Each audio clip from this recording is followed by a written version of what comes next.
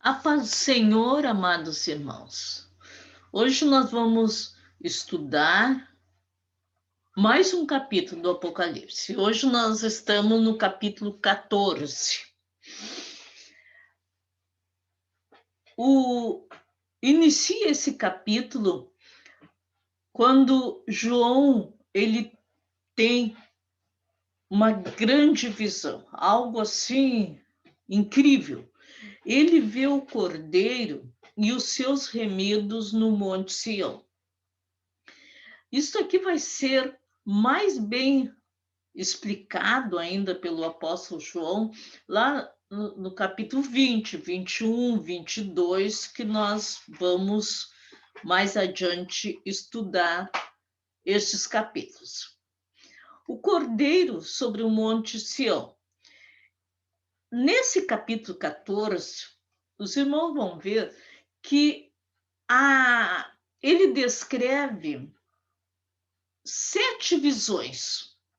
No capítulo 13, nós estudamos ali sobre o anticristo, o falso profeta, o número 666, e tantas coisas horríveis.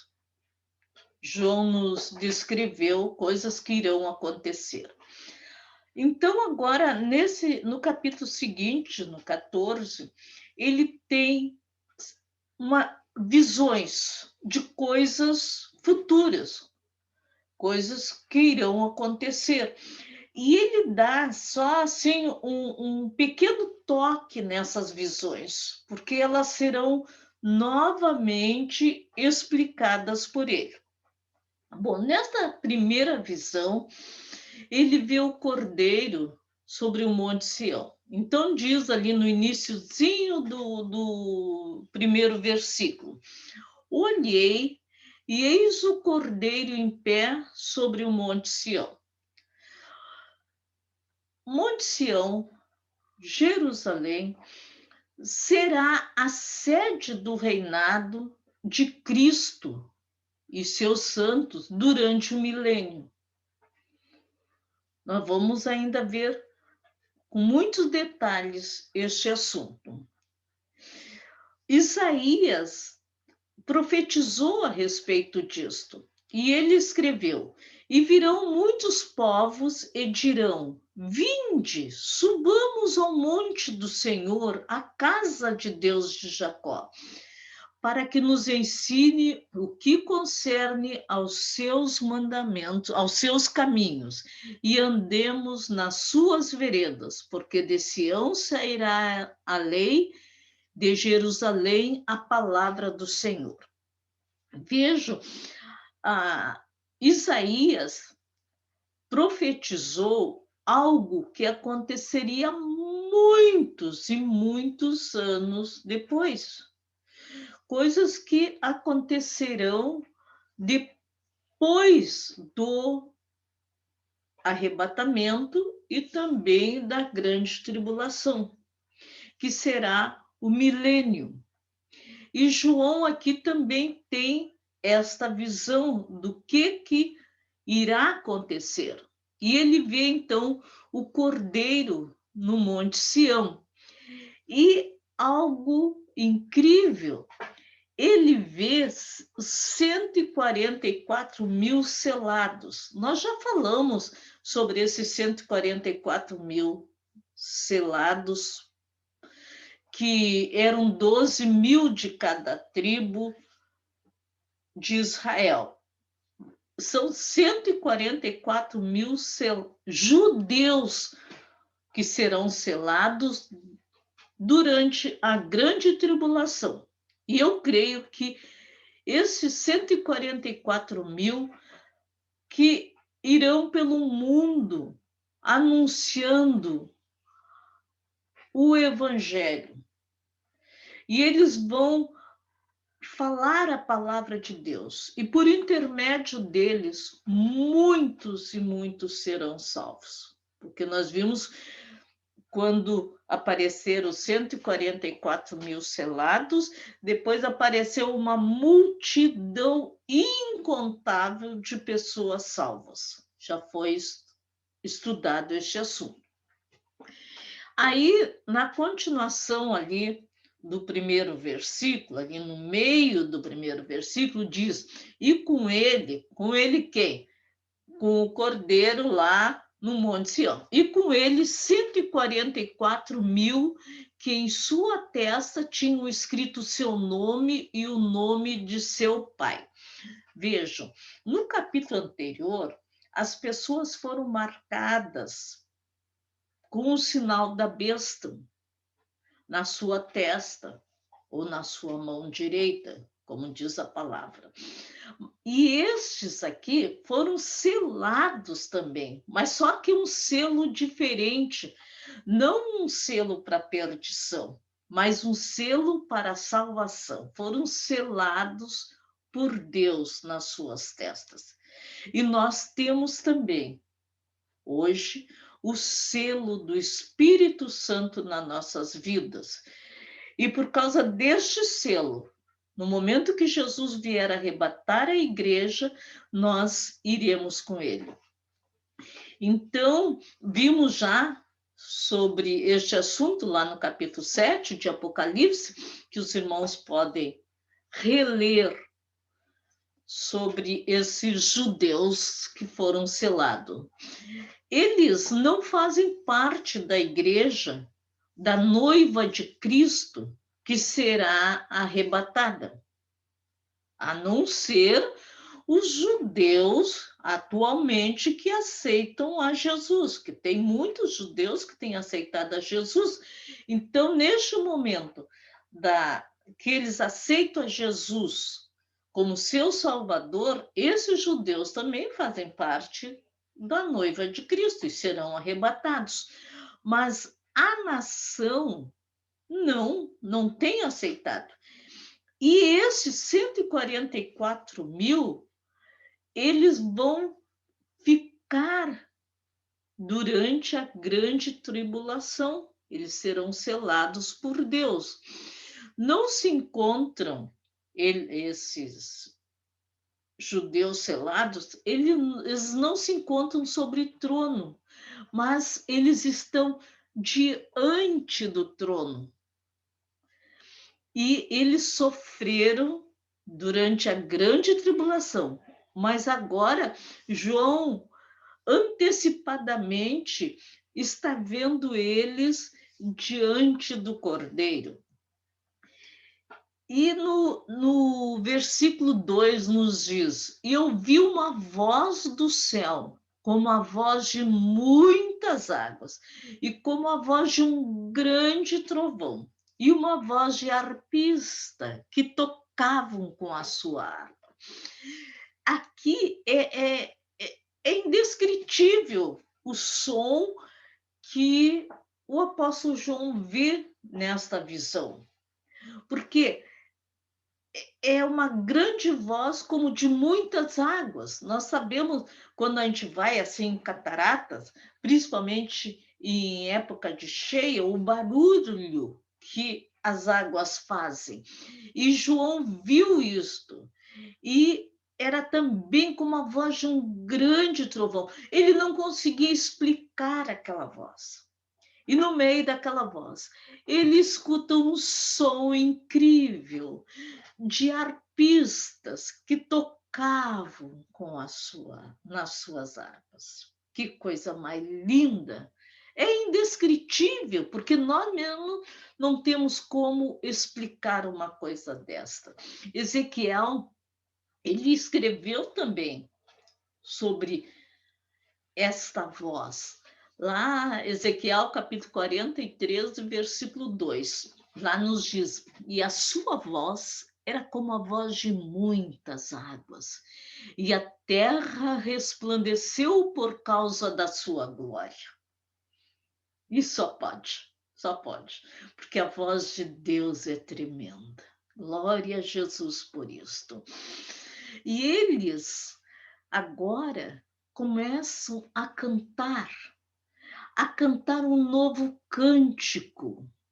No versículo 3 diz: e cantavam um cântico novo diante do trono diante dos 4 seres viventes e dos anciãos. Aqui nos mostra, como ali no capítulo 4 do Apocalipse, no capítulo 5, que nos mostra Deus no seu trono e os 4 seres viventes em volta do trono. Os irmãos lembram? Nós já estudamos sobre isto. E os 24 tronos com os 24 anciãos. E agora João vê mais esses 144 mil diante do trono, louvando ao Senhor com um novo cântico. E diz que ninguém podia aprender aquele cântico, senão os 144 mil que foram comprados da terra. É como, assim, só pode descrever algo aquele que viu, não é mesmo?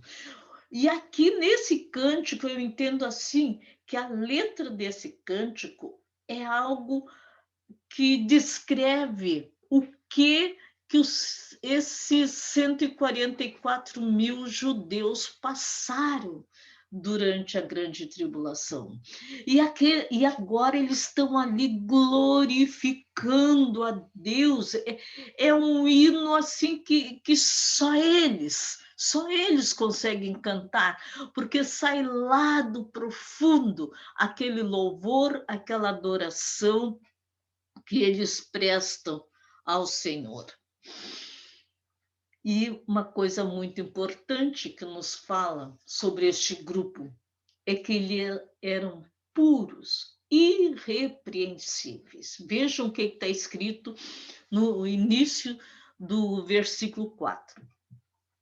Estes são os que não se contaminaram com mulheres, porque são virgens. Aqui muitos fazem confusão neste versículo.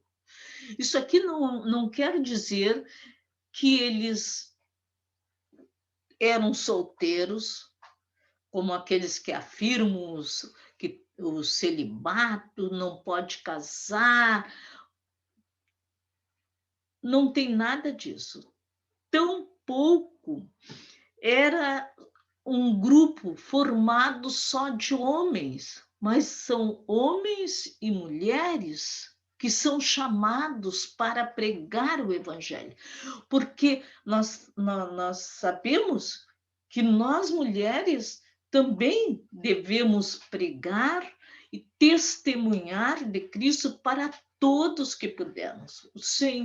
O Senhor tem nos dado essa capacidade, tem dado a capacidade para a sua igreja. Mas o que isso quer dizer? Que eles não se contaminaram com mulheres. Quer dizer que eles não se corromperam com a corrupção aqui na terra, não se corromperam com a idolatria, mas eles foram puros. Eles guardaram a si. Ali em 2 Coríntios, eu coloquei aqui o versículo, capítulo 11, versículo 2, o apóstolo Paulo, ele fala assim, ó, porque vos tenho preparado, ele está falando para os coríntios, os irmãos de Coríntios, tanto irmãos como irmãs. E ele diz, porque vos tenho preparado para vos apresentar como uma virgem pura a um marido, a saber, a Cristo. Vejam, então esta pureza é necessária na nossa vida para chegarmos na presença de Cristo. Nesse dia que está tão pertinho, que é o dia do arrebatamento. Não se refere, esses 144 mil selados, também não se refere à igreja, mas aos judeus que foram selados. eles são leais ao Cordeiro e o seguem fielmente para onde quer que ele vá. Eu fico imaginando, no milênio, Jesus saindo, indo para algum lugar, e aquele cortejo, pode-se dizer, dos 144 mil judeus selados que vão segui-lo para onde quer que ele for. Que coisa mais linda sabermos que aquele povo tão amado por Deus um dia estará fielmente seguindo o Cordeiro. Glória a Deus. Eles são também, diz que as primícias dentre os israelitas. No versículo 4 mesmo, nos fala, né? Estes são os que dentre os homens foram comprados como primícias. Estes quem? Vejam, é os 144 mil judeus selados. E eles foram comprados como primícias para Deus e para o Cordeiro. Mas foram comprados como? Quanto que custou? Qual foi o valor pago por eles? Foi um valor que ninguém pode pagar. Foi o sangue derramado de Jesus Cristo. Esses 144 mil creram neste sangue, aceitaram a salvação e foram selados para, durante a grande tribulação, falarem do Evangelho de Cristo, e o anticristo não tinha como calar esses homens, essas mulheres de falar, de pregarem a palavra. E não podia matá-los porque eles eram selados por Deus. E diz que na sua boca não havia mentira, não se achou engano. Mentira, não a mentira, irmãos, é algo abominável ao nosso Senhor. Deus não aceita, não admite a mentira. E na sua boca não achou engano, porque são irrepreensíveis diante do trono de Deus. E só aqueles que forem irrepreensíveis que subirão com o Senhor. O Senhor disse: sede santos, porque eu sou santo. Alguém pode dizer, mas ninguém pode ser santo. Podemos. Se o Senhor tem nos dito para sermos santos, ele não está dizendo que, se possível, sejais santo. Ele está dando uma ordem. Sede santos, porque eu sou santo. E ser santo significa ser irrepreensíveis, não haver engano em nossos lábios, não haver mentira, mas falarmos sempre a verdade. Sofonias, capítulo 13, versículo 13, está escrito assim, o remanescente de Israel não cometerá iniquidade, nem proferirá mentira, e na sua boca não se achará língua enganosa. Aqui está, o remanescente de Israel, que foi comprado pelo sangue de Jesus Cristo. E é vista agora por João a segunda visão. Na primeira visão, ele viu ali os 144 mil e fala sobre ele.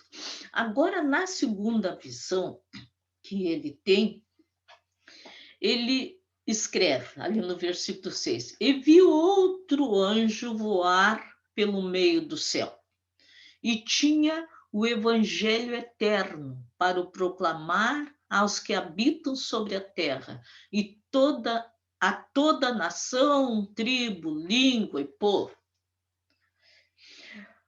Anjo significa mensageiro. E agora há o anúncio desta mensagem. E diz assim, ó, que é o evangelho eterno. Mas então é um outro evangelho? Esse anjo, ele vai inspirar as pessoas, e eu acredito, principalmente aqueles 144 mil judeus selados, para anunciarem o evangelho eterno. Não é um evangelho novo, porque o evangelho, como diz, eterno, é desde a fundação do mundo. Lá, o apóstolo Paulo escreveu lá para os Gálatas, capítulo 1, versículo 8. Mas, ainda que nós mesmos, ou um anjo do céu, vos anuncie outro evangelho, além do que já vos tenho anunciado, seja anátema. Ou seja, Paulo estava dizendo, o evangelho era aquele que foi anunciado. Não há outro evangelho. O evangelho segundo isto ou segundo aquilo, não existe isso. Existe um único evangelho desde a fundação do mundo, quando Deus previu tudo isso que iria acontecer e já providenciou a salvação do homem através de seu Filho amado. Esse evangelho, Jesus mesmo disse lá ali no capítulo 24, versículo 14. Esse evangelho do reino será pregado em todo o mundo, em testemunho a todas as gentes, e então virá o fim. Hoje, nós temos um evangelho da graça. É o evangelho eterno, é o mesmo. Mas hoje é só nós aceitarmos. Só dizermos sim para o Senhor. Agora, neste tempo, as pessoas terão que dar a sua vida. Não será fácil. Então, que a gente possa aproveitar esse tempo que nós temos. Esse evangelho será pregado no final dos tempos, durante a grande tribulação. O anticristo não conseguirá calar a boca daqueles que vão pregar o evangelho, aqueles que vão testemunhar, aqueles que serão salvos. Mas este testemunho irá a todos os lugares. Então virá o fim. Nós vamos ver naquela batalha do Armagedon. Eles são chamados, as pessoas, na pregação desse evangelho, eles são chamados ao arrependimento. E o versículo continua, dizendo com grande voz, o anjo, temei a Deus e dai-lhe glória, porque a vinda é a hora do seu juízo. E adorai aquele que fez o céu, a terra, o mar e as fontes das águas. Há uma pressa para que todos entendam que devem temer a Deus. Deus fez todas as coisas e está chegando a hora do juízo final. O evangelho eterno será pregado, como eu falei, durante toda a tribulação. O anjo que está anunciando isto, ele ajuda a cumprir a promessa divina de que o evangelho será pregado em todo o mundo, estimulando uma proclamação mundial do evangelho por aqueles que declararão a verdade, mesmo à custa da própria vida. Porque aqueles que anunciarem o evangelho serão mortos, porque a perseguição será muito grande. Mas a semente já vai ficar em outra pessoa, e aquela vai germinar, aquela semente, e ele também vai sair a ganhar almas, mesmo que dali a pouco ele morra, por intermédio da perseguição que o anticristo vai fazer. Mas muitas almas aquela pessoa já ganhou, e outros, e assim será, sem parar, durante aqueles 7 anos da grande tribulação. E todas as pessoas vão ser exortadas a se arrependerem, a darem glórias a Deus. E muitos entenderão isto e receberão esta palavra. Agora, em seguida, João tem a terceira visão. É uma após a outra. E essas visões ele escreve aqui para nós podermos entender. São coisas que depois também ele vai falar com mais detalhes, mas aqui ele dá aquela visão, aquele preâmbulo, como se diz, né? E esse anjo vem para anunciar a queda da Babilônia. A Babilônia nós também vamos estudar com muitos detalhes em alguns capítulos mais adiante. Mas ele dá aqui uma introdução e diz, no versículo 8, e outro anjo seguiu, dizendo, caiu a Babilônia, aquela grande cidade que a todas as nações deu a beber do vinho da ira da sua prostituição. Babilônia representa a capital apóstata dos homens aqui na Terra nos últimos dias.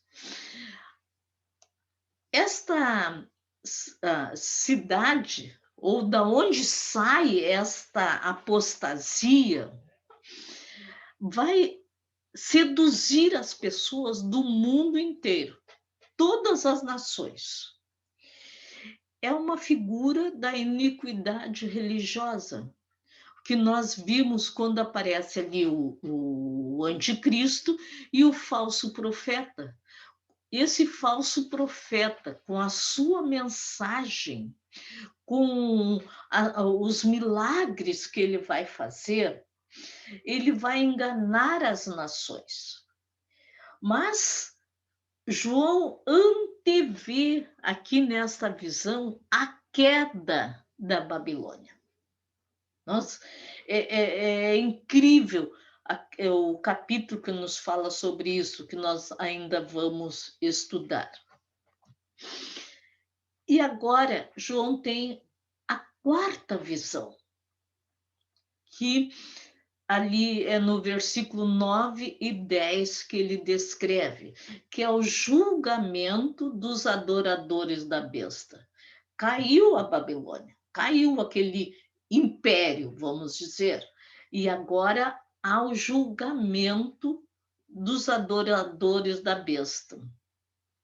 E o seguiu o terceiro anjo, dizendo com grande voz, se alguém adorar a besta e a sua imagem, receber o sinal da besta na testa ou na mão, também o tal beberá do vinho da ira de Deus, que se deitou, não misturado, no cálice da sua ira, e será atormentado com fogo e enxofre diante dos santos anjos e diante do Cordeiro.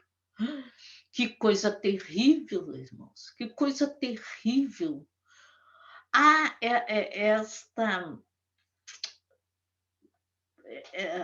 Esta promessa, esta terrível mensagem para aqueles que aceitarem o sinal da besta, para aqueles que adorarem a imagem da besta. E está sendo falado agora para as pessoas aceitarem a Jesus, deixarem o pecado, voltarem para Jesus. Vai ser pregado durante a grande tribulação. Vão ter que dar a sua vida aqueles que aceitarem. Mas muitos, mesmo com todas as coisas que vão acontecer, as catástrofes, as coisas terríveis que vão acontecer neste mundo, não vão aceitar a Jesus Cristo e vão zombar e blasfemar de Deus. E estes recebem esta mensagem que João está antevendo o que irá acontecer com eles. Eles serão atormentados com fogo e enxofre para todo o sempre. Que tristeza, irmãos, que tristeza.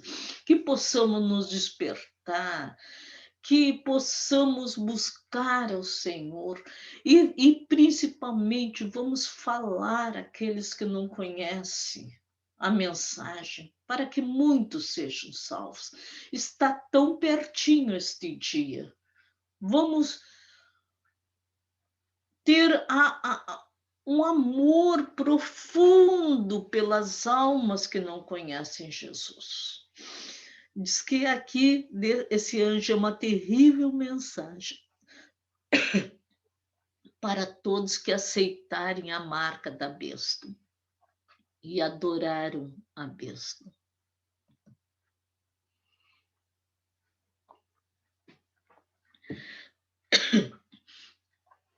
E diz que será um tormento eterno. A nossa mente não consegue entender bem a eternidade, mas a eternidade é algo sem fim, é para sempre, sempre, sempre. A igreja será arrebatada e estará para sempre, sempre, sempre, sempre com o Senhor. Mas os ímpios que não forem salvos sofrerão este tormento para todo sempre. No versículo 11 nos diz, e a fumaça do seu tormento, olha que coisa mais triste, sobe para todo sempre, e não tem repouso. Os ímpios não terão repouso, nem de dia, nem de noite. Os que adoram a besta e a sua imagem, e aquele que receber o sinal do seu nome. Irmãos, eu não consigo pensar numa coisa desta. Uma coisa tão terrível, de pessoas morrendo sem salvação, indo para um tormento eterno. É muito triste. É tão grande esse pecado que eles cometem adorando a besta, né? E todos os pecados, mesmo hoje, quantos estão adorando a besta, estão adorando a Satanás, que é repetida a punição para todos que adoraram a besta e aceitar a sua marca. Coisa muito terrível, muito triste. Mas, em seguida, João muda, ele tá o horror daquilo, vendo a aflição daqueles que estão padecendo num fogo eterno. E agora ele tem uma linda visão, a sua quinta visão, que é a bem-aventurança dos mortos em Cristo. Então, ouvi uma voz do céu dizendo, escreve. Eu fico imaginando ele tão triste, preocupado com a visão anterior. Então ele ouve, para de pensar nisto. Escreve agora, bem-aventurados mortos que desde agora morrem no Senhor. Oh, linda promessa! Sim, confirma o Espírito, para que descansem das suas fadigas, pois as suas obras os acompanham. Que visão linda, maravilhosa que João tem. E agora ele escreve para dar força para aqueles que vão dar a sua vida para serem salvos.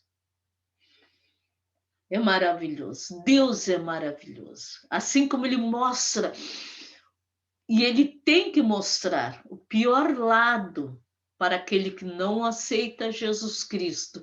Em seguida, ele vem com aquele bálsamo maravilhoso, mostrando a bem-aventurança que nós temos de aceitarmos a Jesus. Os que recusaram o sinal da besta e foram mortos, estes que são chamados de bem-aventurança, agora recebem uma palavra de Cristo. Eu fico imaginando Jesus aqui nessa gravura, é uma simples gravura, mas eu fico imaginando ele com seus braços abertos, saudando a cada um que chega, a cada um que deu a sua vida por amor à sua obra, a cada um que durante a grande tribulação não vai negar o seu nome. E ele está dizendo: bem-vindos, bem-vindos, bem-vindos, bem-vindos. Consegue imaginar uma coisa dessas, meus amados irmãos? Consegue? Se imaginarmos isto, nós vamos nos firmarmos em Cristo de uma maneira muito grande, muito grande. Glória a Deus, porque este bem-vindo nós vamos ouvir do Senhor para nós também. Agora João tem a sua sexta visão e ele vê Jesus, o Filho do Homem. E ele escreve para nós aquilo que ele vê. E ele disse assim: olhei e eis uma nuvem branca.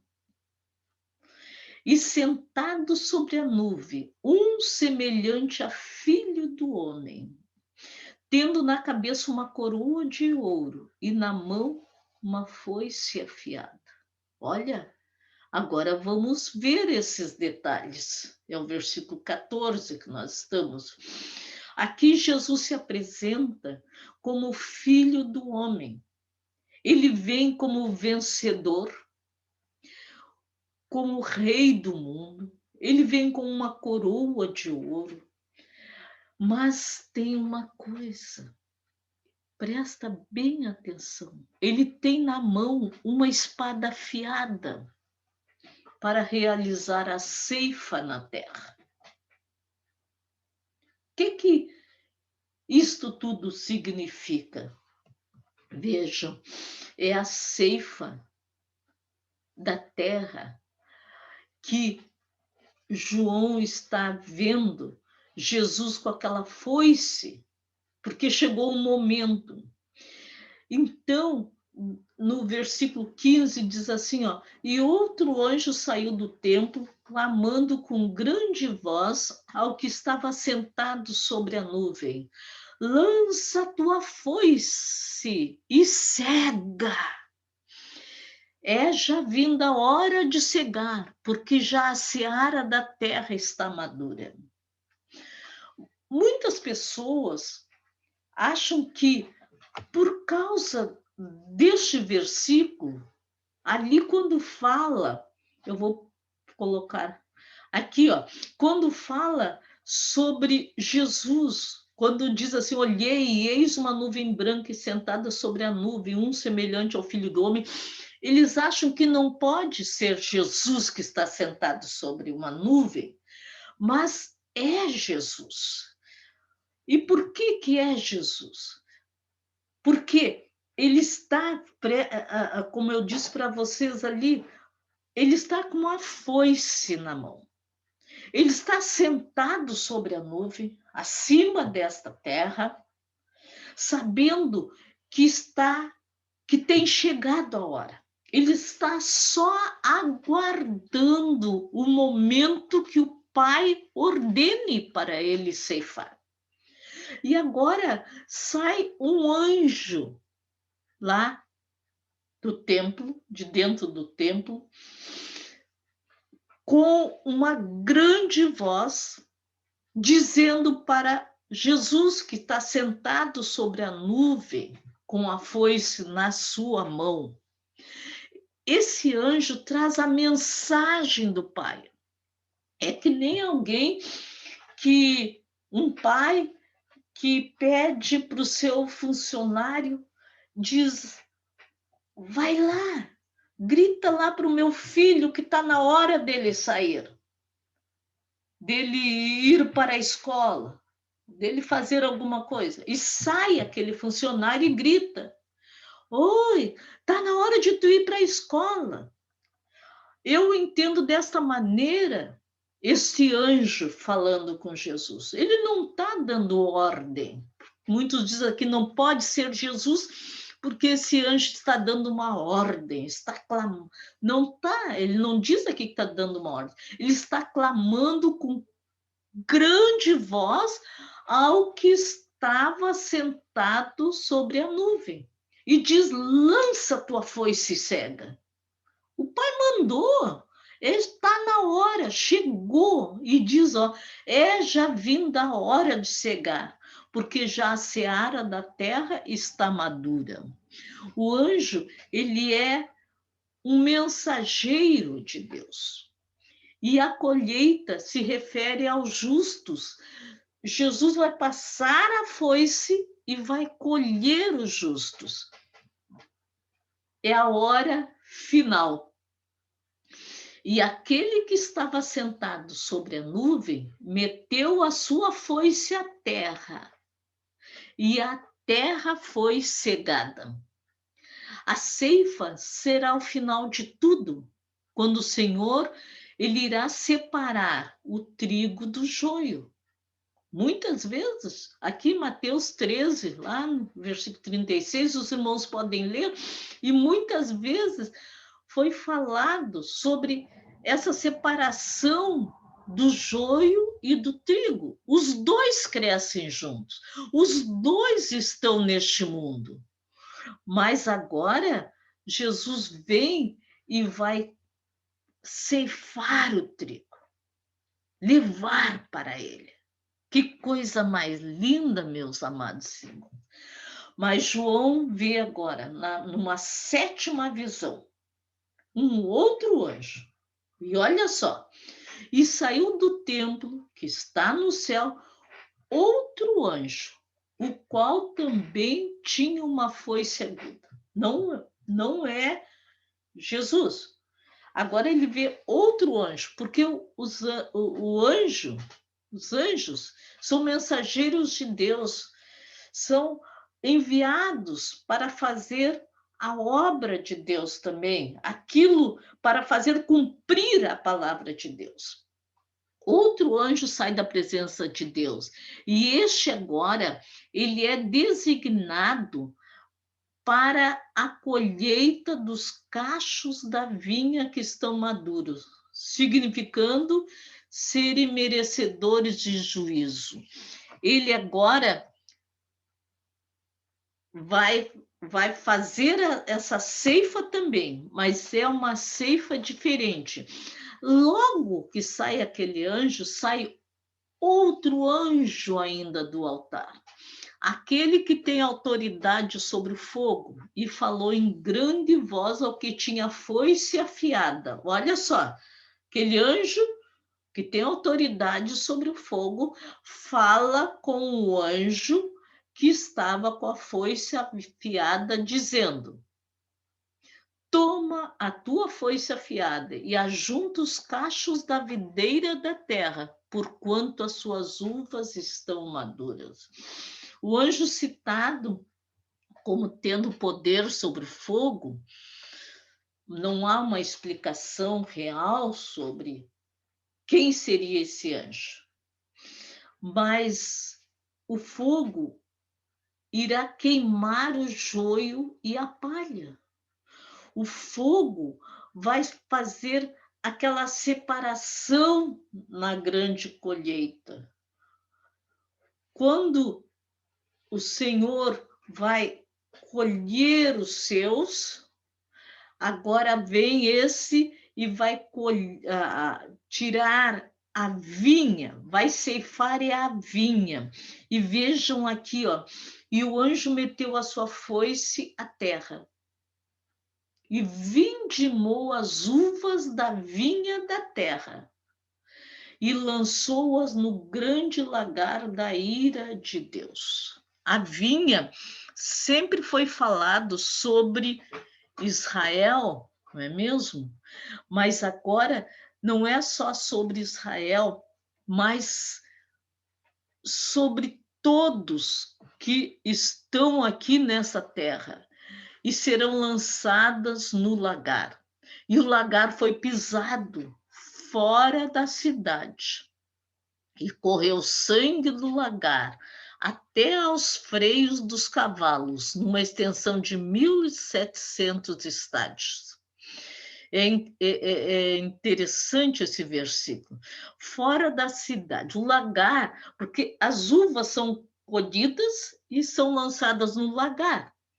E ali naquela época elas eram pisadas e o suco escorria então para ser feito o vinho.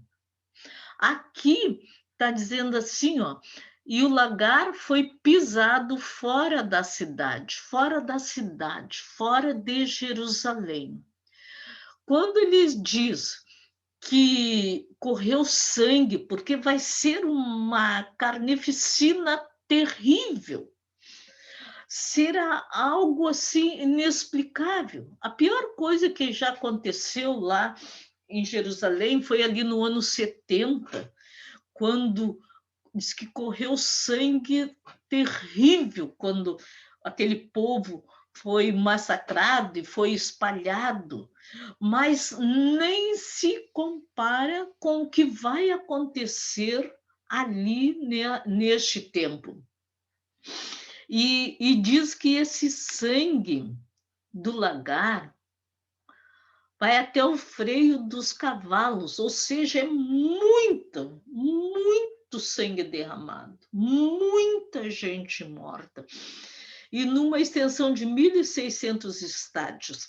1.600 estádios é mais ou menos de 250 a 300 quilômetros, o que equivale. Ou seja, toda ali de norte a sul, ali de Israel, aonde haverá aquela batalha. Isso aqui é uma antecipação da batalha do Armagedon. E ali vão morrer milhares de pessoas. Será algo assim como nunca houve na face da terra. O sangue que vai ser derramado. Hoje, nós temos, com muita facilidade, o sangue de Jesus Cristo que foi derramado para nos salvar.